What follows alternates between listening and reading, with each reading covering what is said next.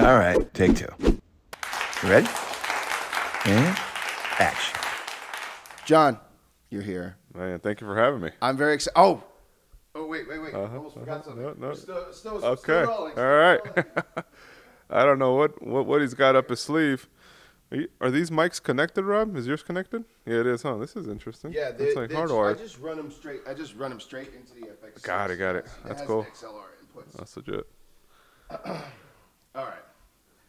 All right, let's try that again. So, John, you're here. Thank you for having me, man. I'm very excited that you're here, man. Likewise. So, I've known you for a long time. We met through Frank. Francisco. Yep.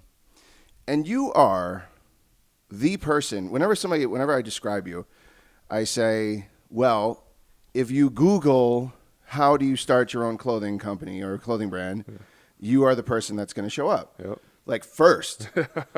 So that's quite an accomplishment. It is. Thank you. Okay, so now I've been holding on to this for so long, just for this purpose. This is the first time I see this too. I have in my hands a $20 bill. Are you telling me I can start a clothing brand with this? You sure can. Is that true? Yes. All right. How is that possible? You sure I can, I can't even do Uber Eats with this. Yeah. Inflation's gotten crazy lately, but you can still start it with that. So how? We don't have to go step by step, but just the concept of how is that possible? So back when I first started my first company, it cost me $20,000 to start. So when I was 19, $20,000 was initially the budget you needed to have to do something right. Really? Yeah. So today with technology like Shopify, with AI, with all these marketing apps and print-on-demand platforms, you can literally launch something for $20 and actually legalize it here in Nevada. So $20 is what it costs you to create your business identity. So you could start collecting sales taxes. You could launch your Shopify store. You can open up bank accounts. That $20 budget right there is going to allow you to launch the company. And then everything else now is so easy to use. That's so wild, man. That's so wild. So really the secret is that you're using a lot of resources that are free or largely free. Yes. All right. So what would you say, just at top of mind, what is the most powerful free resource that you think people don't know that they can use? The most powerful free resource, you could start a Shopify store for 30 days for just $1 or for free. Free, I think, is 14 days. If you pay $1, it's 30 days for 3 months. And you could start launching and selling your product. So before, it would require that you be like a website designer and that you need to know how to launch stores, and Shopify makes it easy now. And channels like mine where you can Google how to start a clothing brand, we show you the step-by-steps on doing it. Yeah. But Shopify is by far one of the most efficient, and it made it easy for everyone to start a business, whether it's t-shirts, whether it's selling energy drinks, whether it's any product you can actually sell through Shopify. The second one is print-on-demand platforms like either Completeful or Printful. They allow you to essentially select a full range of products. So Printful is more on the t-shirts, the hoodies, the leggings, a lot of sublimation, if you want to do sportswear, stuff like that. Yeah. And then other print-on-demand platforms like Completeful are more for specialized jewelry. If you want to start a jewelry business, if you want to make rings, if you want to make chains, or if you want to make print-on-demand, custom sunglasses, 3D print products that you design and create. Completeful's done it for more of specialty products, and Printful really mastered all the apparel products. Man, so that to me, my sensibility goes back to my studio days, right? Where it's I used to work with a lot of artists, and they're like, well, how do I get my music sold, right? And sometimes they'll get into meetings, and it'll be like, oh, well, in fact, I just saw a reel about this, which took me right back to that thought.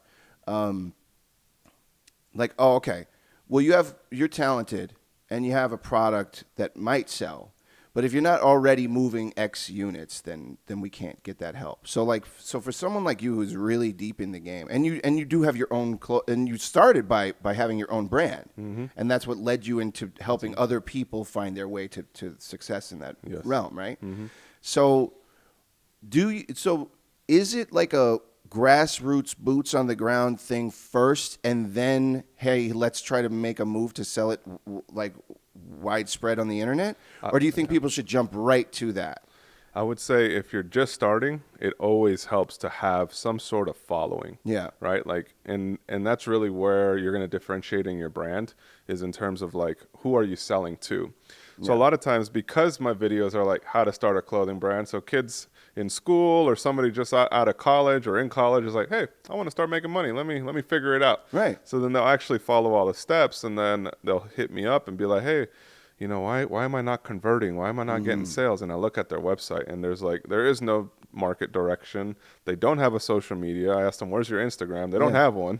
So they're just driving people to try to buy. So to answer your question, yes, you need to have a audience in mind. And how you build the audience is important. So how you build it and what type of content you're pushing on those pages is super important for them to adopt what you have to sell. So for instance, if you built a following, because I see the C4 energy drink here, right? Yeah. So let's say, this is a C4 household. Yeah. Or I'd even say Vegas Aces, right? So it's right behind us. Yeah. So let's say you built up a basketball following because you're passionate about the Aces, and you're posting content about them. So now you got all these Aces fans following you. Yeah. And then all of a sudden you're like, hey, I want to launch a golf company, right? Like, and you're like, I have a golf product. I really like Aces, but I really enjoy golf, so I should start a golf company. You marketing the golf product to the Aces fan is not going to resonate. You're not going to get much sales, or you're not going to get much interaction either. It's just the way that the algorithms are built and the communities and what they prefer, right? So it's about building an audience around the industry that you're wanting to enter. So if you have a basketball product, creating a community page or some sort of content strategy around getting basketball themed content, and then building a subscriber base around basketball would be your first step. Once you have that audience, whether it's 500 followers, 1,000, but you're getting good views, whether it's 1,000, 2,000, 3,000, you're getting good interactions. 15, 30 comments on that 3,000 post viewed reel, you have an engaged audience. And with that, you can now start to like seed out some ideas. So you'll be like, hey, I want to launch this basketball bag, for instance, right? We created a basketball bag back in the day. I think you might have remembered that. Yes, I remember. So that would have been a perfect page to collaborate with and promote that basketball bag, because you got people that are interested in basketball. Chances are, when you look at your demographics, like on Instagram, you might see, hey, we have 18 to 24, we have 25 to 35. Maybe we have a lot of teens watching them, and maybe they're girls, right? Because it's an Aces page. So now the products that you're launching are also targeted towards the majority of your followers. So if you got a lot of 15 to 30-year-old women and females, you're going to want to launch some like female-led products, right? Versus like a masculine, like, oh, this is what I like. And then the majority of your followers won't like it. So it's all about building a community around a certain interest, and then understanding what that audience really likes, and then launching a product that's for them. Yeah, that makes a lot of sense, man. See, it turns out you know what you're doing. Turns out you know what you're talking about. Yeah. I mean, some of the most successful brands in the game didn't start by offering a product. They started by building a community at first. That's a perfect segue into a question I have for you, which is regarding, you have a really, really successful YouTube channel, and I one of the things I love to try and get out of creators is information for people who are like dabbling or dreaming about, that kind of thing. So if you had to start from zero, no views, no subscribers, nothing, $0 in 2025, that's a great question. What would you do?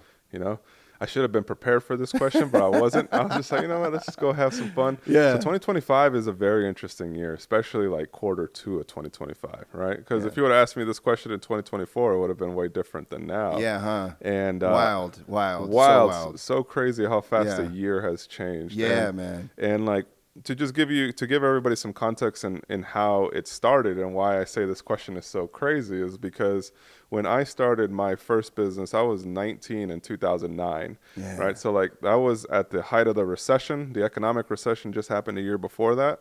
And I was like, you know what? I'm going to start a business. Yeah. And everybody was like, oh, you're going to be an entrepreneur? The term entrepreneur is sexy today, but back in 2009, it meant you were a drug dealer. You couldn't get a job.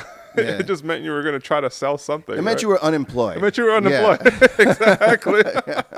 And today, entrepreneur is like, oh, that's sexy. It's cool. I want to be an entrepreneur, right? Yes. So it has a different connotation. But back then, it was the industry was pretty much the same for like decades, right? So like aside from the internet launching maybe 8 years before that, Shopify not really being on the market, everything was pretty much the same.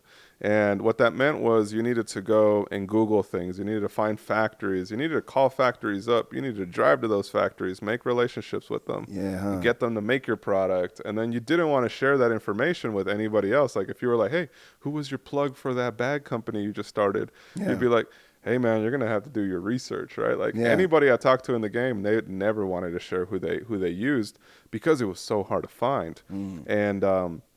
And because of that, like the industry was essentially the same. You had to go to trade shows. You had to invest your time into meeting and building network and all of this. And then in 2015 is when I launched my first video. And the whole idea behind it was, you know what, like I spent tens of thousands of dollars launching the company, marketing the brand. We made some money, but we also lost money. So it was like we were at the break even, making a little money. And right before I launched that first video, I actually lost all the money that we had generated on a trade show. So now here we are and we're like, fuck, like, what do we do to move forward? Like, is e-commerce the play now? We have new designs. We should probably focus on e-commerce. Back then, it was a focus on retail, right? So, like, retail-driven brands were the thing in the mid-2000s and even through 2015.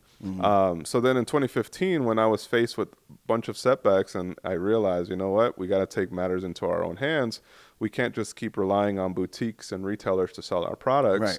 We should start building up our own e-commerce and our own like real pages. And that's early in the game for that. In 09? It is. That's real early in the game for that, man. That was all retail driven, boutique driven. So we're talking wholesale, line sheets, mass manufacturing, a lot of money that goes in to make a product in order to make a profit. Yeah. And that was our initial strategy. And we quickly learned that it was difficult to like sustain it unless you had big investors, right? But we did it. We did our thing. We managed to push through it and come up with some cool designs, make some really cool collaborations in the industry. And then in 2015, I was essentially like, I had just lost a big deal where we had done this huge distribution deal where it was going to be Tilly's, Zoomies, it was all the big retail stores. We were going to be in every single one of them. And we had a collaboration with Wiz Khalifa and Monster Headphones. So Monster Headphones developed the Beats headphones, right? Yeah. And that was one of the biggest deals that we had ever done. And we had secured it, and I had put all the rest of every dollar that we had made up to that point into that deal. And then at the end of that distribution, like we did the trade show. 2 months later, we get a call that says, hey, this isn't going to work. Like the investors pulled out of the distribution deal. So unfortunately, any of the sales that you guys did get to go into stores are going to be canceled. And all the work that you did up to this point, we're sorry. I hope you were the best. You guys are a great team. You're going to figure it out, right? That was a call I got in 2015. Get out there. Yeah. Get out there. Good job, champ. Yeah, that's devastating, man. It was devastating. I was 24 at the time. I had quit my job. So I had a part-time job at the time, but I quit my job to like focus on this to make it successful. Yeah. And we lost it all right there at that moment. And at that moment, I was in defeat, right? And it's like, it's a common theme in entrepreneurship that a lot of times isn't talked about. It's like you're going to be at very low moments, you know? And that was the lowest moment I've been up to that time. 24, unemployed, had a girlfriend, wanted to get married, and I didn't know where to go from here, right? Yeah. So my girlfriend said, who's my wife now at the time, who was my girlfriend at the time, she said, hey, why don't you just make a video on everything that you've learned up to this point? And I was like, that's a good idea. I should do that. It's like I spent a lot of money, a lot of time, and it's a lot easier now. Like, So it was her suggestion. It was her suggestion that started me on YouTube. Shout out. Good idea. Yeah. Turns out good idea. Yeah. And then here I was. I put the video up, how to start a clothing line with $50 back in the day. So it was a bigger budget than the 20 that you started with. And then I put it up, and I was like, man, I'm going to get a lot of hate for this. But I know it's real, and nobody else is talking about this. So I put it up. Didn't look at it. It's still up on my YouTube channel. You could check it out. It's the very first video. It's so bad, dude. It's like so cringe watching it now. Yeah. But I leave it up there as like, hey, this is where I started. Yeah, and absolutely. This is how everything starts. It looks ugly, right? And it's fun for people, especially fans, I'm sure, to like be able to go back that far. You know, like not everybody leaves stuff that goes that far back. So I think that's fun. It's like if I'm a fan of a channel and like, you know, I'm curious. So it's cool that it's still up there. Yeah, I left it up there, and I didn't check on it for 6 months. And then my girlfriend over dinner one time was like, "Hey, did you make that video?" I was like, "Yeah." She's like, "Did you publish it?" I was like, "Yeah." She said, "When?" I was like 6 months ago. She's like, "You did? You never told me?" I'm like, "No, I didn't even want to do it to begin with." She makes me check on it. I haven't seen it to that point. Yeah. I opened up my YouTube, 400,000 views. Wow. And she's like, "You got 400,000 views," and it had like 3,000 comments, and I did not want to hit the expand comment. I was like, I was like, man, I think a lot of people are gonna be like, "You fucking bullshit," you know, like they're gonna bash me. And I never wanted to be in front of the camera. I was never a person that was like, let me get in front of the camera. Never. I was always behind the scenes doing, you know, just doing the work. And then so she said, expand the comment. I still remember to this day how I felt to hit expand comments. Like slow motion. Yeah. Boop. Yeah. And then the top comment was like, "Wow, this is incredible. Nobody's ever talked about this. It worked in my state. I'm in Wisconsin. It worked in my state. Wow. I'm in Texas. It worked." And then everybody around the nation was pretty much just saying, "This worked for me." Yeah. And it was like 90% positive and like 10%, you know, the haters and trolls. But for the most part, all the positive comments outweighed the negative. And that's exciting, man. How exciting. I can't imagine that moment that you guys are sitting there together, you know, like this idea you ideated together, and to see that not only people had seen the video, but are benefiting from the information you put out there. And then they were just so grateful. Everybody was like, "You need to make more." Yeah. And I didn't. You know, I should have, but I didn't because I never planned to be on YouTube, right? Yeah. Like I took a full year before I launched my next video. Yeah. And it was just because it wasn't what I wanted to do, but I kept getting called to do it. So I kept doing it and I kept doing it. So for me, YouTube's been a 10-year, almost coming up on 10 years this year. And it's been an incredible ride.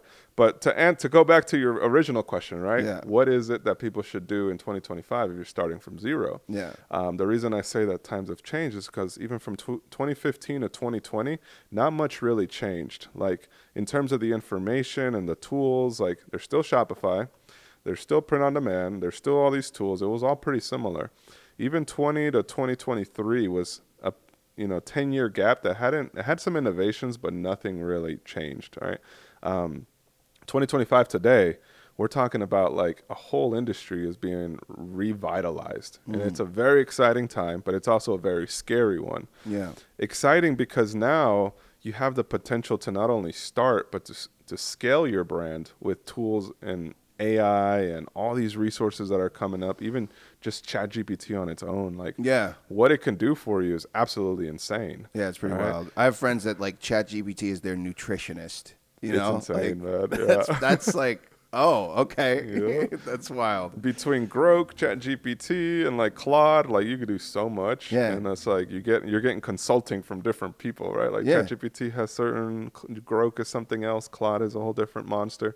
But between the three and Shopify and the apps that are available now, like you not only can start it, you can scale it like you have a 10-person team.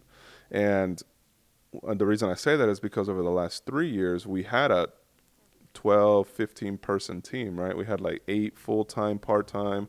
We had 4 remote. We had some other freelancers. We had like 15 people that we were paying on a monthly basis. Yeah. And AI replaced a good 10 of those, like legitimately. Yeah. And so now with Shopify and with the e-commerce world, like you're not only are going to be able to start something, but you're going to be able to scale it up and not have to invest as much.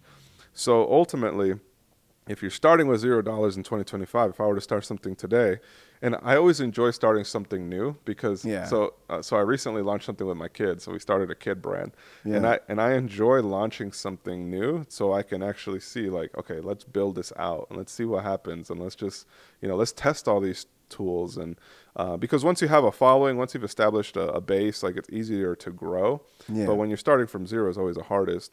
So starting in 2025 still means you got to bring something new to the table, right? So you still have to carve out a market that you're going to reach, right? And a lot of times people think about reaching the biggest chunk of the market, right? So let's go back to the Aces example. Yeah. If you're like, hey, you know what? I want to start a basketball brand and I want it to be like Nike, but for women. Yeah. Right? Like that's such a big market, right? And you're facing the competitors like Nike, Adidas, and every other big brand because they're all trying to attract a customer base.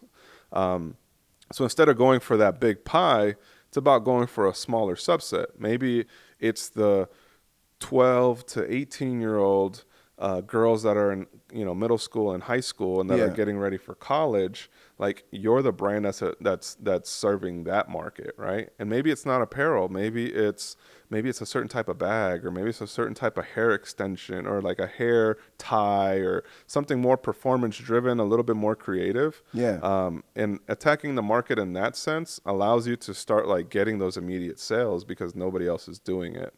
Versus if you're starting a regular t-shirt brand or a clothing company, you're still competing with all the brands that those girls are buying, and it's already in their closet.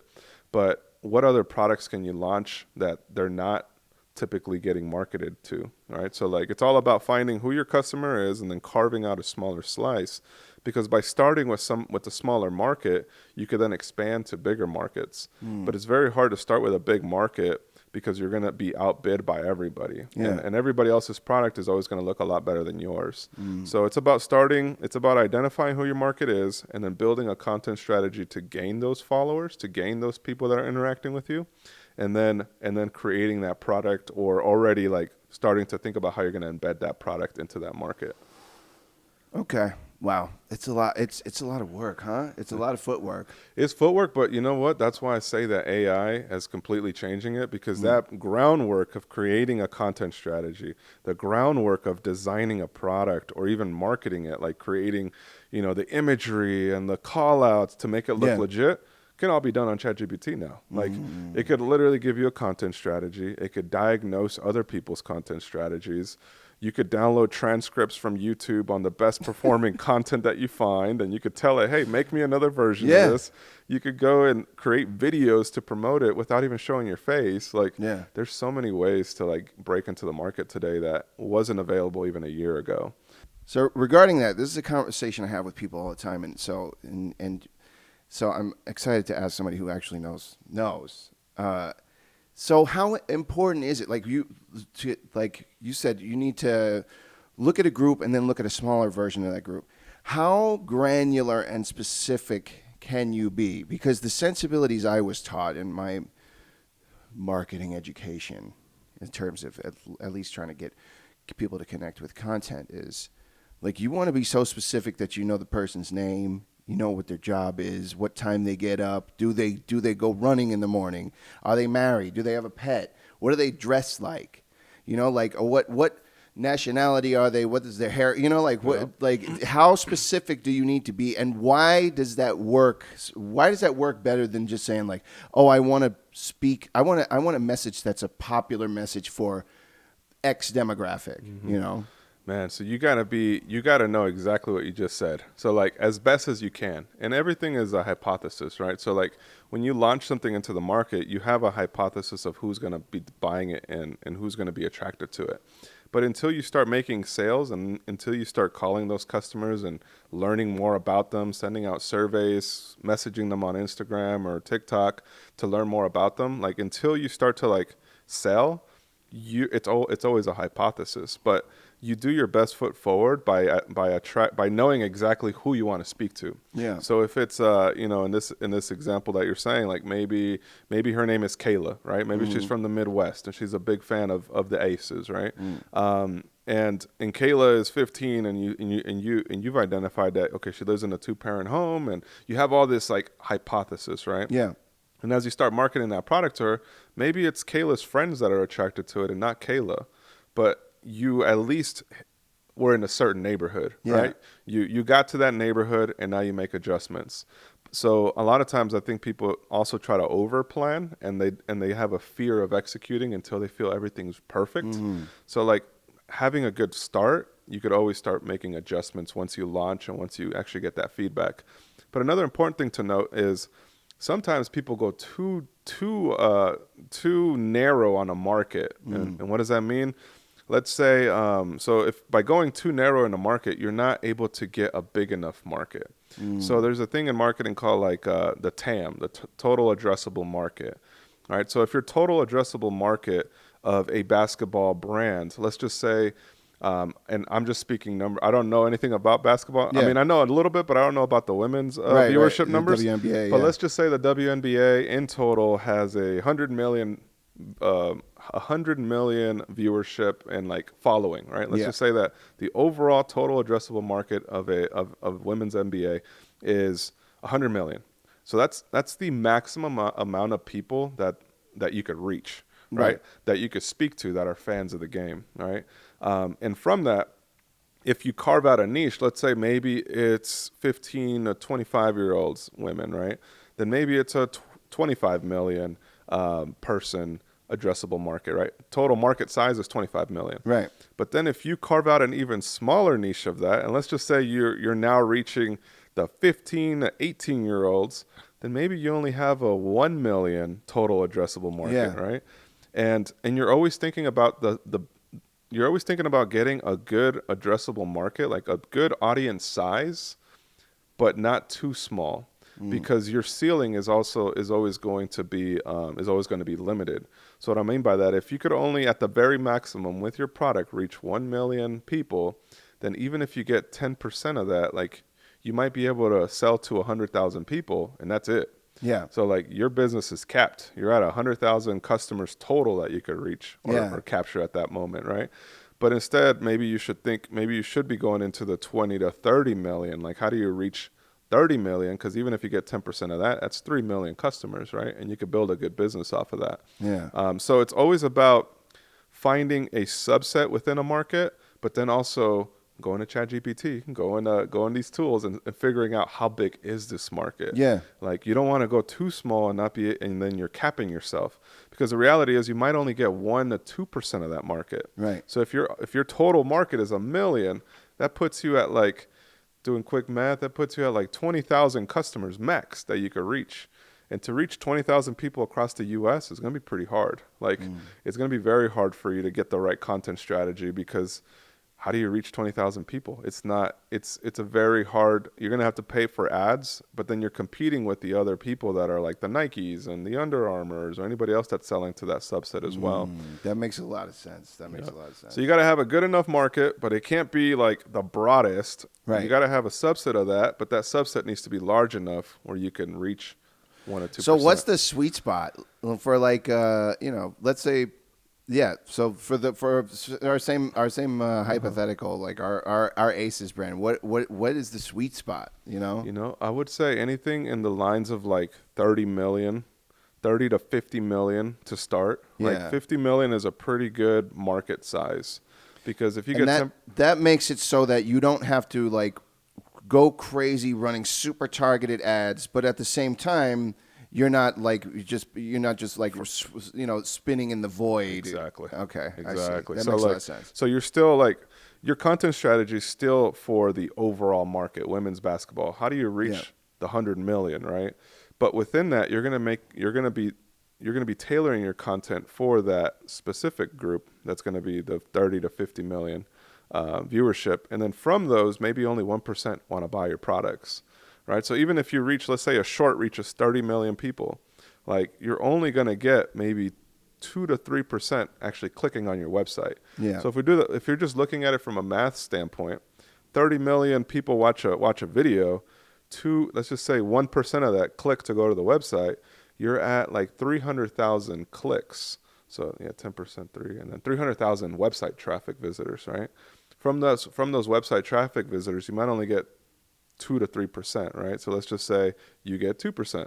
So now you're at maybe 60,000 people that are buying your product, right? If I did the math right, but sometimes when I talk, I don't do math right. Yeah, But let's just say you get 50,000 customers out of that 30 million view video because you reached the total market. Yeah. Right. So like, even though you can reach the 30 million, it doesn't mean that the 30 million people will buy. Right. You still have to convert them on the e-commerce store and the reason why your product is good. Mm. How frustrating is it for you, someone who did the legwork, or are you just delighted that, like, you know, you've done all this, you did all this stuff yourself, you figure all this stuff out, and does that give you is that frustrating? Is that exciting? And also, is it like a relief to just be like, you know, like all of this legwork I did, and then delegated to a total of 10 people is now being handled by one program. Man, it's a what's really cool, and I think this is what the education system needs to like catch up to, is that essentially right now the AI is you still need to know what you want. Right. So like to be able to have that experience is awesome, right? To know like, okay, this is what I'm looking for. So I know if I'm looking at the right answers or not, versus if somebody just wants to do it right out of the gate and they're like, I don't know if this is real or not. Let me try it. Right. Like you're still going to run into a lot of failures because you don't know how to use the tools. So for me, it's exciting to be able to like rapidly create now and rapidly launch things and rapidly do something versus like, okay, I know I need to put it in through these stages. It's going to take me 2 weeks to do that, 1 week to design out the pages, another week for photography, right? Now you're a month and you know how many hours go into it, but you could pull that off in a week now, like, or maybe a couple days depending on what you want to do. So for me, it's exciting to have AI come in and help, but it's still a tool that you need to know how to use. Yeah. And you know how to use it with experience. So I think the education system in schools need to start teaching people, like, I think everything that you learn in school should be geared towards like, okay, how do you actually get the right results, right? Versus like spending time on little things that don't matter anymore. Like, yeah, I kind of have always felt that too, and now it's like it's a little vindicating because it's like, yeah, well, I guess we really just only need a calculator, you know what I mean? Unless you're gonna go work for NASA, you know what I'm saying? Exactly. But even in that, I think like what's interesting about the education system now, and this is probably like a side note, but even looking at it now, you know, I think it was one of the politicians was saying like our culture promotes the boy meets world culture, which is like, have you ever heard about that? Like boy meets world is like, it's cool to not be smart. Oh, I see. Whereas in other cultures, I've never heard of that. That's very funny. It's true though. Yeah. It's so true. It's cool to not be smart. Yeah, it is. Like, oh, you're dumb, you're cool. But in other countries like India or China, like the cool kids are the smart kids. Yeah. And like they're the ones that are getting all the opportunities, and everybody wants to be that kid, right? Yeah. But in our culture, it's different. So like, it is. Why is that? What is that? What is that? I think it's media, man. I think it's social media. Yeah. I think it's the media landscape we have, the content we consume. But this is before the internet. It was like Boy Meets World was before the internet. Yep. You know what I mean? Yep. That's so odd. What is that? Yeah. It's interesting. You know, they always say, and this is like even on an advertising basis, it's like there's a deep desire for a reason for something to launch, right? For something to be successful, it needs to resonate with people's inner consciousness, right? Yeah. So like if you were to launch a product, or if you were to like C4 Energy, let's just put that, you know, the C4 is cool because my friend Troy, he owns Alpha Lion. And, no kidding. Yeah, so they have the energy drink. They have the pre-workout, the Alpha Line pre-workout. It's called Superhuman. Yeah. And so like he taught me a lot about C4. Do they have creatine? They have creatine. Yeah, I think I have their creatine downstairs. Yeah. So Troy, he's my boy. I'm gonna connect you to him. Okay, that's what's up. Yeah, he lives right down the street. Shout out to Troy. And so what's interesting about like even just like C4, for instance, is like we all had a desire to be like to have energy when we worked out. Yeah. Like we always wanted to have we wanted to be in the gym like with all of our efforts being able to be done, right? Yeah. And, or we wanted to be able to wake up in the morning and go to work with energy without needing to get a hot coffee, right? So like in our mind and in our desire, we always wanted something that was faster and that got the work the job done, right? So when these energy drinks came out, whether it was 4 hour energy drink, the convenience of an energy drink was always there. Like we as a customer were always wanting it, but there was never a product that could give it to us. Yeah. Right. So when a product launches that meets the demand that somebody has inside, that's when a product is successful. So when you talk about that in the media landscape, like Boy Meets World, the reason it was so successful is because at the time everybody had the desire to watch a show that was about raising families in that age, right? So like parents connected to it, kids connected to it, and it was just speaking to the culture of what was happening at the time, you know. And I think now, obviously with social media and stuff, it's just become even more amplified. But to launch a product, you're always needing to launch a product or a show or a content series, like you need to speak to people's desires, and that's why it's so important to know who your target audience is, because they have certain desires that you could fulfill with that product or that messaging or that ad or that piece of content. Yeah, man. Yeah, it's so true, and it really is. It's so true that especially media, television, movies, you know, it's the closer they are, the closer they reflect the times, the more successful they're going to be. Mm-hmm. That's one thing that I don't want to start a huge debate in whoever sees this content, but that's what irks me about people that are like there's so much pushback on like the woke agenda for Snow White, for instance. Yeah. So it's like, you know, my opinion on it is, okay, so you have cultures that never had zero opportunity to express discontent with being excluded from things. And now every culture has equal opportunity to express discontent with being excluded from things. So you see a surge in inclusion in all different cultures, and it's like, yeah, that makes sense. What is the push? Where, you know, like what is not clicking for people? Like, it's people see that and they go, oh, it's a conspiracy theory. It's money driven. It's like, of course it's money driven. Everything's money driven. Mm-hmm. But it comes down to who has a voice and who doesn't, and that's where we're at right now. So that's what you're seeing in current movies and TV. Yeah. Yep. Makes sense. Yeah, it does. You know what I mean? And then I think on the flip side to that too is like, how big is that market? You know, like because you have an amplified voice, how big is that market going to support that actual product? Right. So like when you go to like even the Snow White example, like they casted a Hispanic girl, which I had no problems with. I'm like, that's cool. My daughter can identify with her, right? But how big is a market for somebody that wants to watch a Mexican Snow White or a Hispanic Snow White? Right. It's probably not as big as the market that wanted to watch an adaptation of the regular Snow White, right? So like you're always looking at the biggest addressable market, right? So like whenever you're doing anything, it's like, how do you amplify and make it successful? You have to try to hit that you have to get those numbers to be big. But when you're starting small, if you're starting if you're like, let's say for instance, you're going to start a Disney rival, I wouldn't be competing with the Rapunzels and the Snow White content. I would go for Hispanic, Black, underrepresented groups, and I would be making movies around that, because that's a huge market. That's a great idea, man. That's a great idea, bro. No, we're gonna cut that. You shouldn't say that on camera. You gotta save that idea.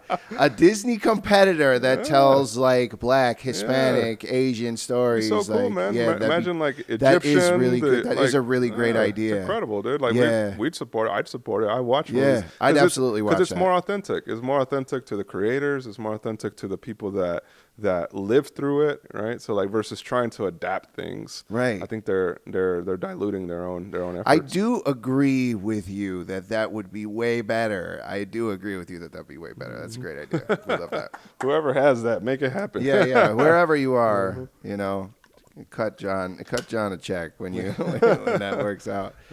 So, all right, man, you're posting. You post a lot of content.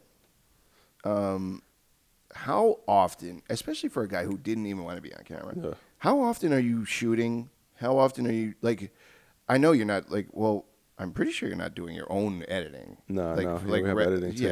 That would just be insane. Mm-hmm. So how often are you shooting? How often are projects being edited? And how often are you posting? And also, how are you in the world are you maintaining that? You know, what's really cool is that over the years I've learned, like, about one of my business partner, Medine, put this analogy to me, and it just made a lot of sense once I figured it out. And it's like, whenever you're doing anything, it has to be like, your ideas can't be cookie cutter. You got to try to bring the best ideas, the best products, the best of whatever you're doing. You got to put it your all, right?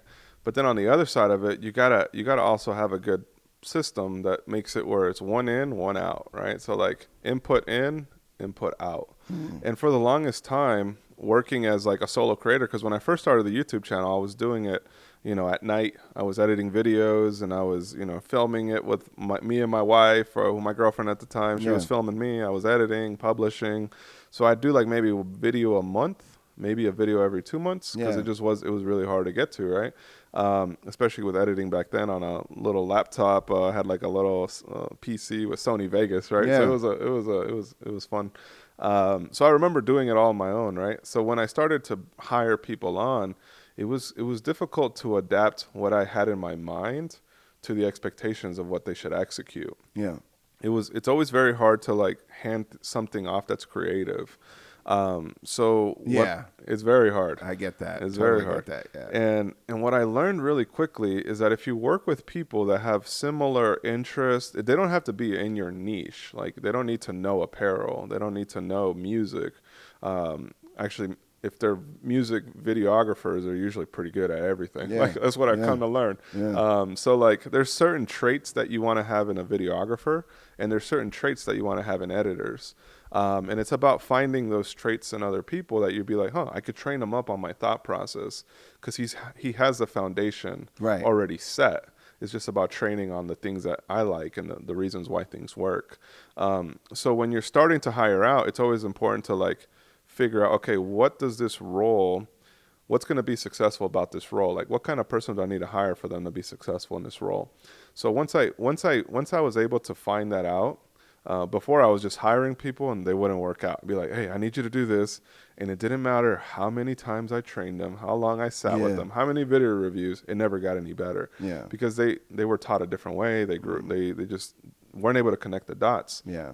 Whereas the people that we hire on now for like editing is more of like, okay, they have the foundation of knowing music videos. They know the foundation of storytelling through film. Like, there's certain little attributes that they've done that will tell you, okay, this is a good fit for my project. Yeah. And like, maybe they wanted to start a t-shirt brand when they were in high school back in the day. Like, now they get to put themselves in their shoes, right? Or maybe they're entrepreneur driven and they watch content like podcasts and things. So now they know like what to cut and how to like, engage. Yeah. So there's certain traits that you're looking at people. So to answer your question is a very long way of answering it. But I always look at inputs and outputs, right? So like, we have a system now, it's called Monday. So we use Monday to organize all our projects. And we have like ideation. So at any given time, we got 3 to 5 videos that we're ideating, like, hey, this could potentially be a good YouTube video. This could be a good short, right? And then we're in pre-production writing and, gathering supplies. So if we're making a product, then we're, in art creating the designs, we're ordering blanks. Yeah. We're kind of gathering all the materials. And then in production, we're typically filming a long form video every week. And then we're filming like 3 to 5 shorts every week. So the long form video might be like 2 to 3 days of filming. And then the shorts are done like in 1 day. And then all the other days are essentially just admin work, team, and making sure all the projects are going out. So the previous projects are going out. Right. Yeah. So that doesn't sound terrible. No. One long form a week.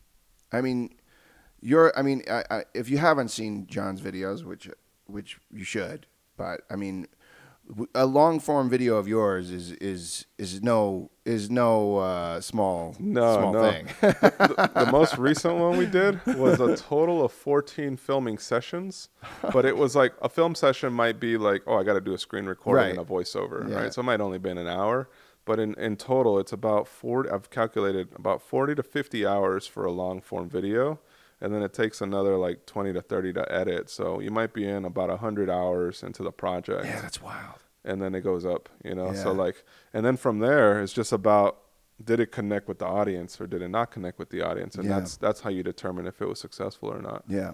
But just utilizing the right tools like Monday to organize your team. So like who's involved in pre-production, they know exactly where the status of each video is. Yeah. And if it's not Monday, it could be a Notion board. I know a lot of people like Notion, using Notion. Notion's pretty cool for project managing too, or even like Trello.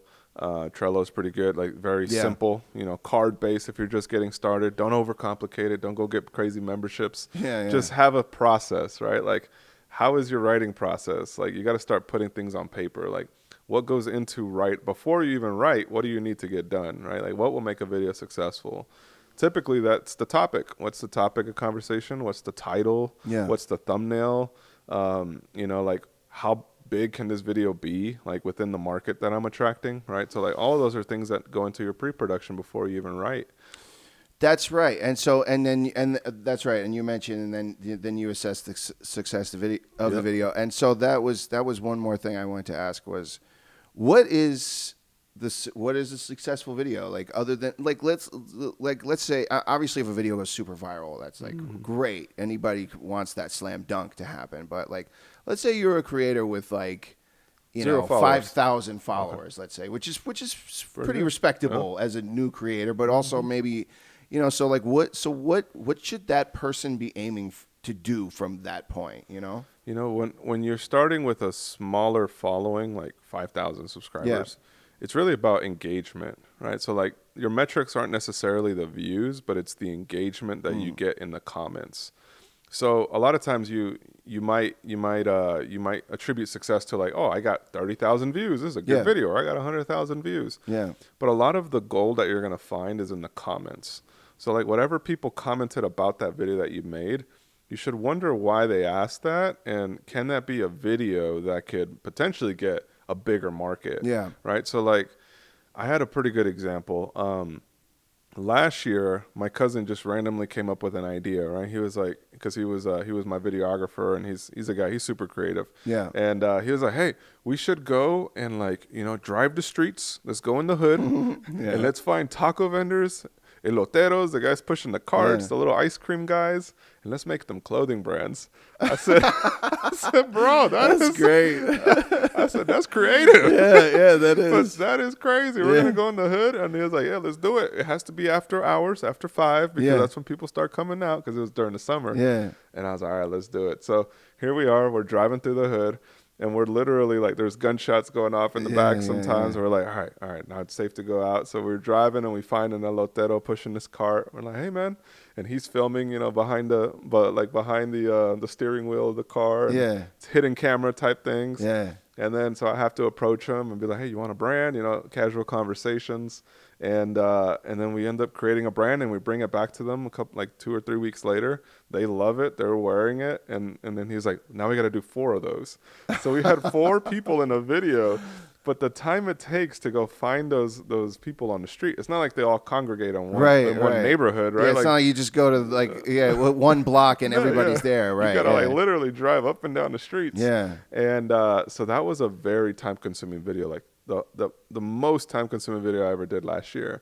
And when I posted it on YouTube, so to answer your question about what's metrics for success, when I posted it on YouTube, it had a good start. It had a pretty good start, but it wasn't going to be my most successful video. Yeah.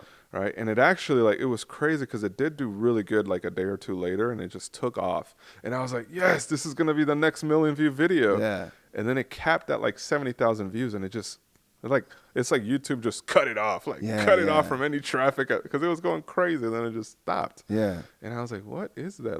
Why is that? And then but the comments and the engagement in that video were absolutely insane. I had the most comments I've ever had and the most interactions in the comment section that I've ever had in the last 4 years. And people that it was insane comments and interaction in that video. And people were like, dude, this was so cool, man. You blessed these people, because we also gave them money. We gave them their brand.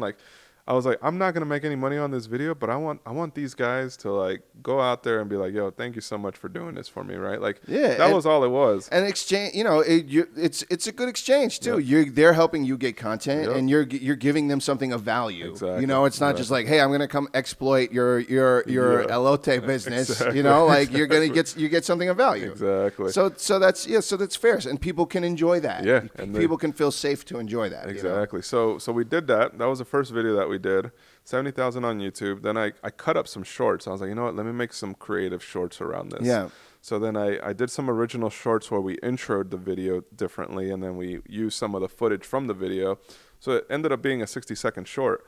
On Instagram, that video got 2 million views, and on TikTok, it got like another 2 to 3 million views each. So I did like 3 shorts, and they each got like 1 million to 3 million views Wow, on Instagram man. and TikTok. Wow. The YouTube versions, 2,000 views, 5,000 views. Isn't that interesting how it's like that? Insane, man. Yeah. So on YouTube, my measure for success, if it was view-based, it wouldn't have been successful. If it's comment and interaction, absolute success. Yeah. The sponsors that were involved with that loved it. They showed it off to like everybody internally, like, look That's what he great. did. Yeah. It was voted the best collaboration video. Oh, like, that's awesome. Like of the year for them. That's So awesome. like it brought a lot of value to the market. Yeah. But again, this is where we go back to the total addressable market. The market on YouTube for that piece of content wasn't that big. Yeah. Right? So it was attracting designers who were clothing designers that were also Hispanic.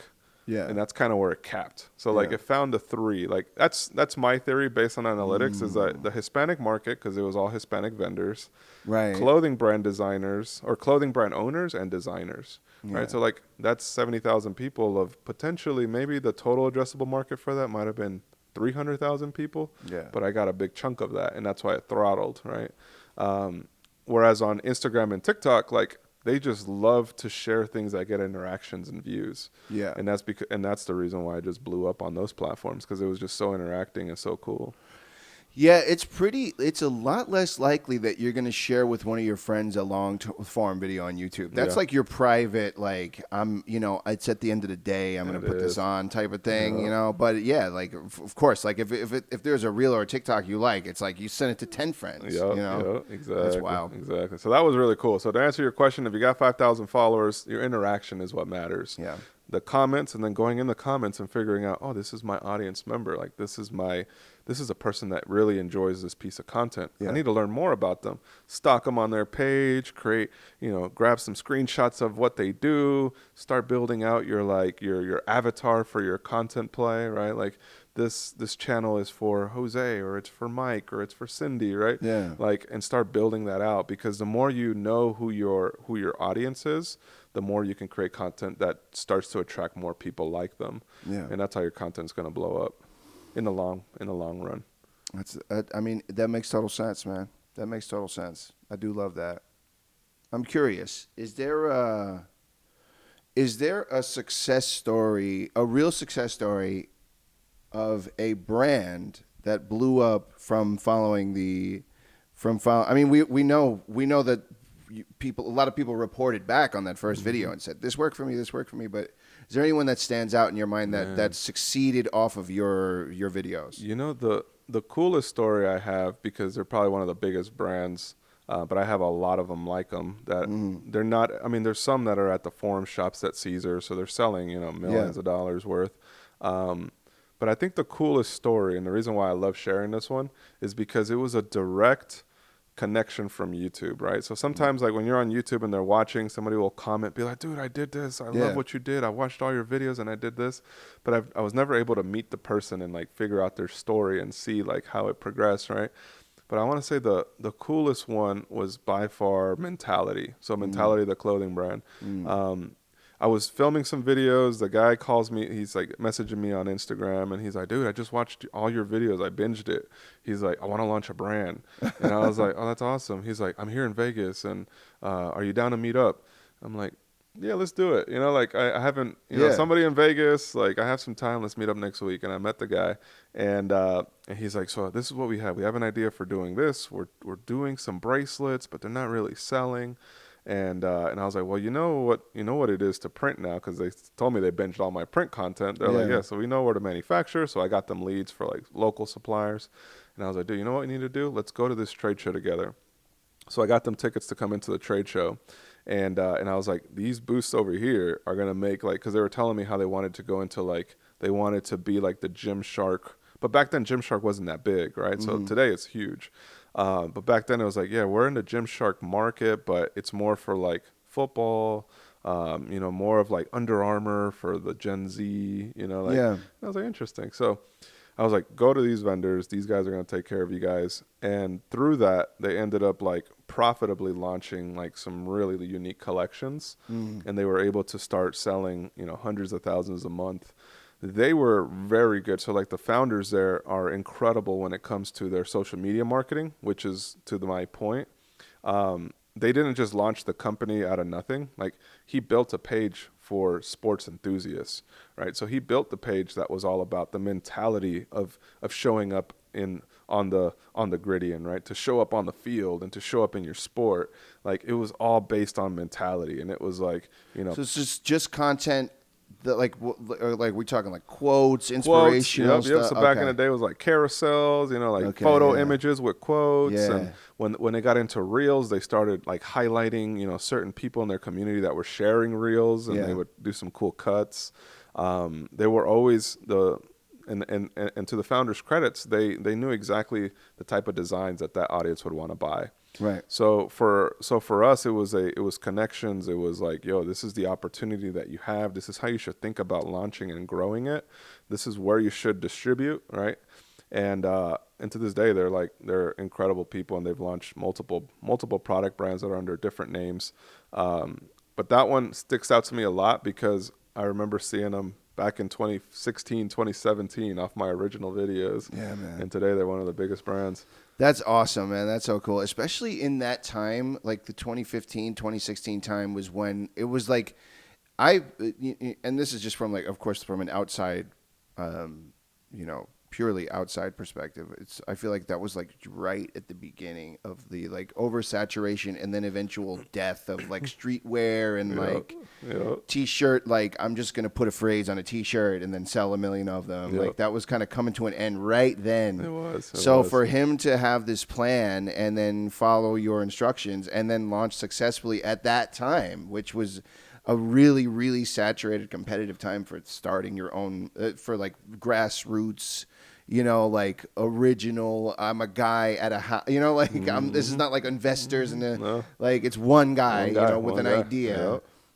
Like people were like, so many people were trying to do that at that time. So that is exciting that he was able to pull that off with your guidance, man. And it's a big emphasis on the community part there. Like them having such strong ties to their customers, like through the content, but also like their SMS marketing strategy at the time was pretty legit for those times. Yeah.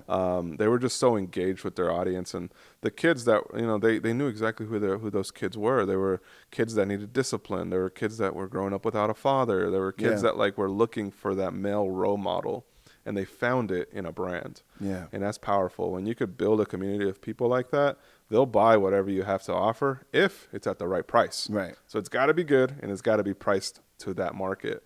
And they were able to accomplish that. So that's why it's so important that before you start anything, it's really about attracting your community and then learning everything you can about them. Because the more you learn about them, the more you understand, like if I launch a product at this price point with this messaging that appeals to these interests, like I'm going to sell something. I love that we've come full circle to that, because that was something we mentioned early at the top of the hour about like building a community first is important, and look how powerful that was for him. Yep. So that's great, man. I got one more for you. Yeah, let's do it. So for young people who want to be a successful YouTuber, want to start a brand, want to be a leader in an idea and help other people reach success, what do you say to them? It's a great question, man. I think it's really about knowing why you're doing it, right? So like, what is the reason that you want to do this? I mentioned at the beginning, back in when I started, it was 2008, the height of the recession. My why was, like a couple years before that, I wasn't in the best friend group, right? Like I wasn't hanging out with the right people. And I could have very well have spent life in prison a couple times if things went the wrong way, right? Which I was blessed with God that he intervened and nothing happened and everybody's okay. Multiple times, right? Like we're talking about like multiple times as a teenager. I was not a good teenager. I hear you. All right, Neither was I. So, no judgment here. know. No judgment here. A lot of people don't understand that sometimes, but like when you grow up on the east side of Las Vegas, El Dorado was my home school. But even before that, I grew up in the apartments off of like Craig and Las Vegas Boulevard.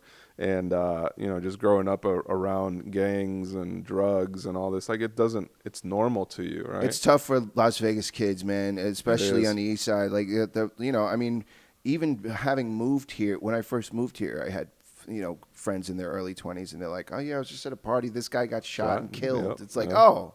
That happens all the time. It happens all the time. It does. It does. It does. And then you got, all the temptations, the drugs, young girls like, let's get some fast money. Yeah. And then before you know it, they're stripping and then into other stuff. It's like all those avenues are here. So so if you don't get pulled down those avenues is what I'm trying to say is that you either got lucky or you were smart, or some combination of the two. I would say for me, I would say it was definitely God helping me through those years. 100%. Because a lot of my friends didn't make it out, right? A lot of my friends are in jail, and people like they'll see me, be like, "Yo, John, you remember me?" I'm like, "Dude, it's good seeing you, bro. What happened?" They're like, "You know what happened, right?" So, like, I share that to say that before you start anything, you should know why you're doing it. And for me, it was about doing it for my younger self, right? My 13-year-old self. At the time, I was 19, 20, and I was like, man, if I did this, like, who would it be for, right? So I was making products in a brand that would appeal to the teenagers that are growing up in Vegas during the recession, right? And the content I was making when I was 25 was content for that teenager that might have been 16, 17, that was lost with a group of friends, that was trying to like figure life out, and now he knows that entrepreneurship is an avenue, but he's not sure how to get there. So I wanted to make that content for that kid. And when I started my company StreetCrafter was for those kids that didn't have the money to do print on demand but wanted control and wanted to make products from home. So everything that I do has a why, and the ultimate why is to really help those teenagers and those younger kids do something with their life, right? Because I grew up without many opportunities. So how can I do something that impacts a lot more people, like around the world, not just in Vegas, but like globally?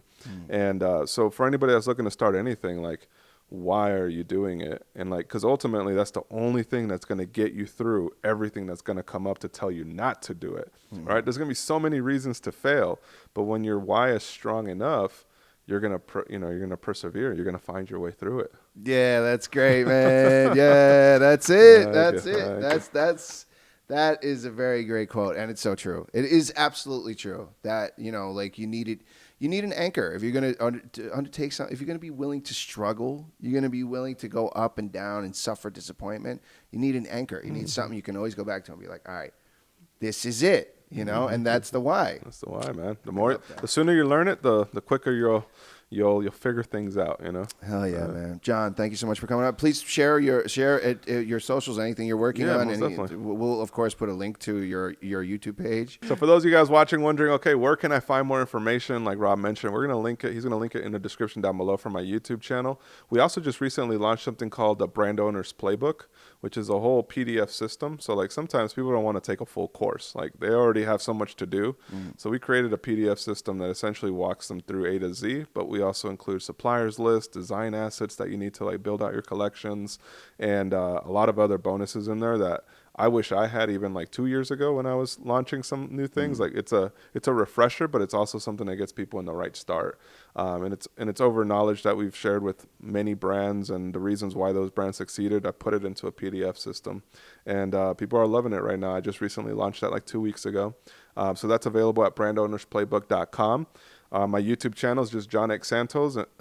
My YouTube channel is JohnXSantos, as well as on my Instagram and TikTok. And if you're looking to start a print business from home, streetcrafter.com. Hell yeah, man. John, thank you so much. Appreciate you, coming, brother. Man. Thank you, man. We did it. Yeah. Nice. That was cool, man. You did great, bro. Yeah, that's a good one, man. A lot of great stuff in there.